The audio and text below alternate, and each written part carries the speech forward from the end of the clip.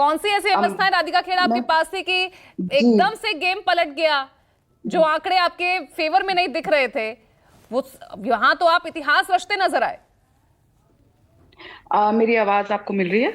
हाँ बोलिए राधिका। जी। देखिए, कांग्रेस के सबसे बड़ी गलती और सबसे बड़ी मैं कहूंगी जो एक नेगेटिव पॉइंट है वो ये है कि जब वो चुनाव हारते हैं, वो चुनाव हारने का रीजन ढूंढने की जगह सारा ब्लेम ईवीएम पे डालने लगते हैं।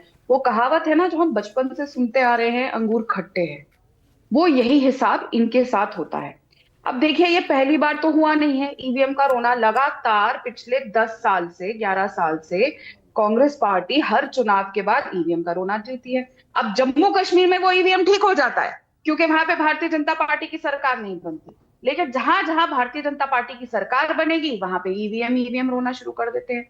अब 99 सीट इनकी आई, उत्तर प्रदेश में इनकी थोड़ी सीटें बढ़ गई, तब ईवीएम बिल्कुल ठीक हो जाता है। लेकिन हम सरकार बना लेंगे तो ईवीएम खराब हो जाएगा।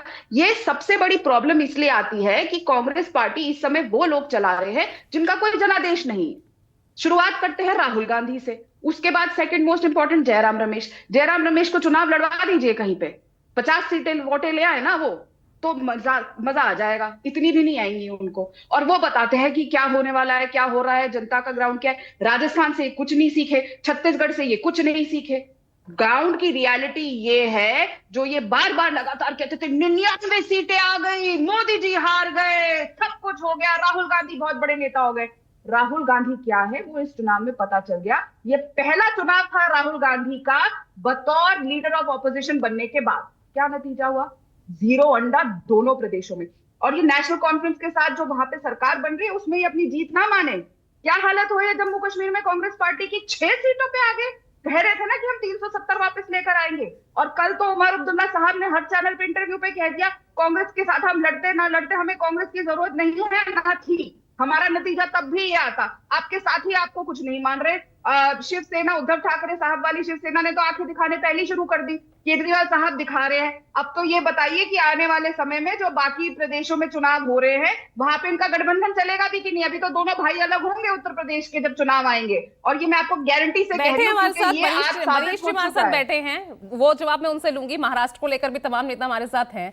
लेकिन जो आपकी जो पहली स्ट्रेटेजी थी ना राधिका, कि भाई तीनों राज्यों के साथ चुनाव ना कराना, और हरियाणा की जीत का किस तरह से पॉलिटिकल प्रेशर बनेगा अब महाराष्ट्र और झारखंड को लेकर, इस रणनीति में तो आप सफल हो गए, ये माने? मुझे नहीं लगता ये ऐसी स्ट्रैटेजी नहीं थी। देखिए, हमारे ने इंश्योर करना था कि डेमोक्रेसी का फेस्टिवल हर इंसान जम्मू कश्मीर का अच्छे से उसमें भाग ले सके, और उसमें हम सक्सेसफुल रहे। यहाँ पे जो बार बार बात भी कही जा रही थी कि हम जम्मू कश्मीर हार गए, मैं यहाँ पे सबको आपके माध्यम से बता दूं, हम जम्मू कश्मीर उस दिन जीत गए थे जब हम वहां पे शांति ले आए। हम जम्मू कश्मीर उस दिन जीत गए थे जब वहां पे हमने पत्थरबाजी रोक दी। हम जम्मू कश्मीर उस दिन जीत गए थे जब स्कूल हर रोज खुलने लग गए और बंद हो गए क्योंकि कर्फ्यू लगता था। हम जम्मू कश्मीर उस दिन जीत गए थे जब इनके नेता राहुल गांधी जाके रात को लाल चौक पे आइसक्रीम खा पा रहे थे। हम उस दिन जम्मू कश्मीर जीत गए थे जब राहुल गांधी स्विट्जरलैंड जाने की जगह अपने परिवार को लेके स्कीइंग करने तो आप जम्मू देखिए कश्मीर कश्मीर में जाने भी लग गए। लगातार करते रहे ना, 5 नॉमिनेटेड सदस्यों वाला वो भी दाव आपने खेला। हमारी सीटें बढ़ी,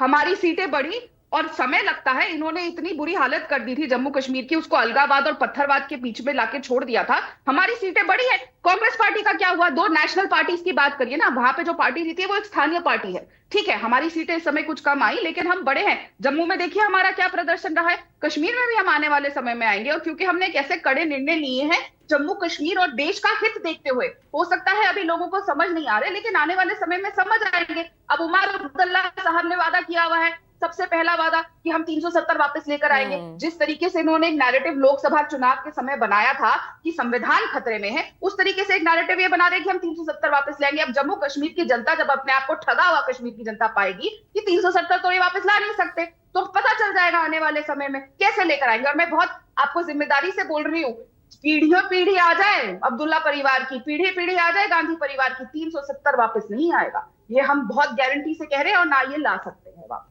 दूसरी बात, मैं आपको बहुत जिम्मेदारी से बात कह रही हूं कि देखिए, ये जो मत था लोगों का हरियाणा में, वो इसलिए था क्योंकि डबल इंजन की सरकार ने लगातार वहां की जनता के लिए काम किया। किसानों को 24 फसलों पर एमएसपी, 1,40,000 नौकरियां, हर चीज जो हमने वादे किए थे हमने पूरे किए। अगर हम नहीं कर रहे होते, ये जो नैरेटिव बनाया गया ना कांग्रेस द्वारा, ये सिर्फ कांग्रेस ही थी और जो मीडिया में जाके बेच रही थी प्रॉब्लम्स तो थी ना, किसान नाराज थे, वो तो ये सब समस्याएं तो थी, वो तो नतीजे में दिख गया। जिस आदमी ने नाराज थे, ना देखिए, जिस आदमी ने किसान आंदोलन किया, जो हरियाणा से आके बॉर्डर पे बैठा, पूरा किसान आंदोलन जिस आदमी ने पूरा आगे से लीड किया, वो खुद अपना चुनाव हार गए। अगर किसान नाराज होते तो वो अपना चुनाव नहीं जीतते।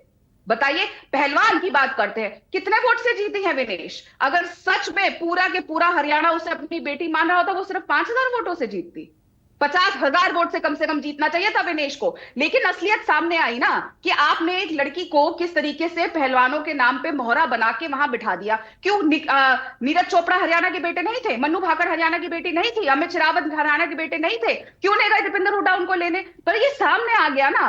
अरे खिलाड़ियों वाला दाव तो देखिए हर पार्टी चलती है, आपने भी चला है। देखिए 3 लोग देखिए 3 लोग गेम बदला 3 तारीख के बाद ना, जो माइक्रो मैनेजमेंट आपकी तरफ से किया गया। ना देखिए 3 लोग जो मेडल जीत के आए, उनको लेने क्यों नहीं गए दीपेंद्र हुड्डा? लेकिन जो डिस्क्वालीफाई हो गई, अब तो ये लगता है कि उसकी डिस्क्वालिफिकेशन वेट बढ़ना भी एक षड्यंत्र। जवाब दीजिए प्रियंका, फिर मैं राजीव रंजन का रुख करूंगी। प्रियंका जवाब दीजिए। कि राजनीति करनी है कि कैसे मोदी सरकार को बदनाम किया जाए। अगर आप हरियाणा का नाम विश्व के पटल पे जाके बदनाम करेंगे, तो हरियाणा की जनता आपकी जलेबी का जलेबा ही बनाएगी, और हो गया।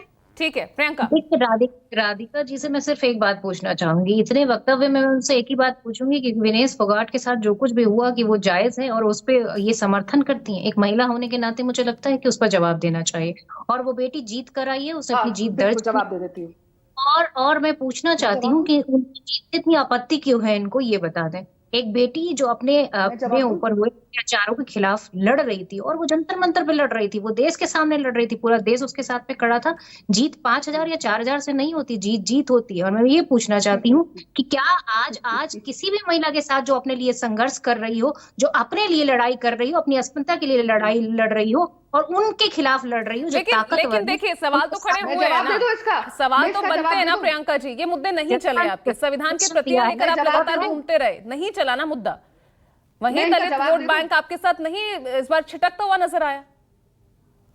देखिए, मुझे लगता है कि वाकई में जीत हार अलग अपनी जगह पर, मैं जिस तरह से विनेश फोगाट की बात की जा रही है, मैं समझती हूँ कि अपने आप में ये शर्मिंदगी। 10 सेकंड राधिका, आपको फिर राजीव रंजन का। जी, और शुरुआत करते हैं प्रियंका चतुर्वेदी जी से। जल्दी से साथ गलत किया, प्रियंका चतुर्वेदी से शुरुआत करते हैं। बताइए प्रियंका जी, बोलिएगा जिम्मेदारी से, कांग्रेस पार्टी ने उनके साथ गलत किया। बात करते हैं अंकिता दत्ता की, यहाँ पे बोलिए कि उनके साथ गलत किया और श्रीनिवास को उनको रखना नहीं चाहिए था कांग्रेस पार्टी को। मेरी बात करिए कि जयराम रमेश ने हिम्मत है तो बोलिए कि गलत किया। खड़े होइए सोनिया के साथ, जिसको दीपेंद्र हुड्डा जब स्टेज पे खड़े थे उसके साथ अभद्रता हुई, और क्योंकि शैलजा जी ने उसकी आवाज उठाई, आप लोगों ने उनको एंटी पार्टी बोल दिया। खड़े होइए ना, क्यों किसी के साथ खड़ी नहीं हुई? ठीक है राजीव, एक बार आपके पास मैं आ रही हूँ, क्योंकि अब हम आगे महाराष्ट्र और झारखंड को लेकर ही चर्चा करने वाले हैं।